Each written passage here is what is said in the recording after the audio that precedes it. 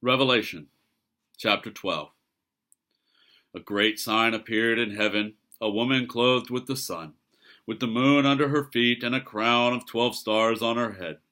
She was pregnant and cried out in pain as she was about to give birth. Then another sign appeared in heaven, an enormous red dragon with 7 heads and 10 horns and 7 crowns on its head.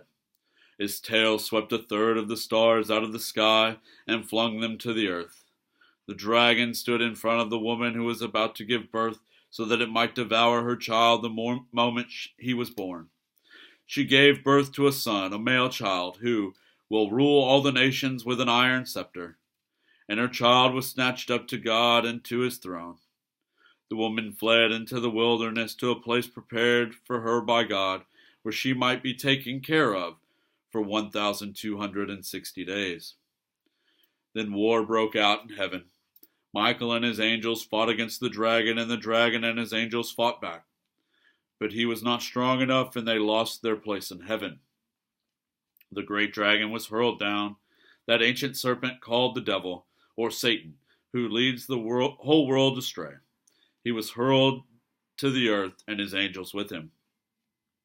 Then I heard a loud voice in heaven say, "Now have come the salvation and the power and the kingdom of our God and the authority of his Messiah.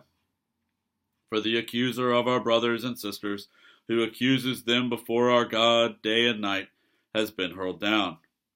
They triumphed over him by the blood of the Lamb and by the word of their testimony. They did not love their lives so much as to shrink from death. Therefore rejoice, you heavens, and you will dwell in them. But woe to the earth and the sea, because the devil has gone down to you. He is filled with fury because he knows that his time is short." When the dragon saw that he had been hurled to the earth, he pursued the woman who had given birth to the male child. The woman was given the 2 wings of a great eagle, so that she might fly to the place prepared for her in the wilderness, where she would be taken care of for a time and half a time, out of the serpent's reach. Then from his mouth the serpent spewed water like a river to overtake the woman and sweep her away with the torrent. But the earth helped the woman by opening its mouth and swallowing the river that the dragon had spewed out of its mouth. Then the dragon was enraged at the woman and went off to wage war against the rest of her offspring, those who keep God's commands and hold fast their testimony about Jesus.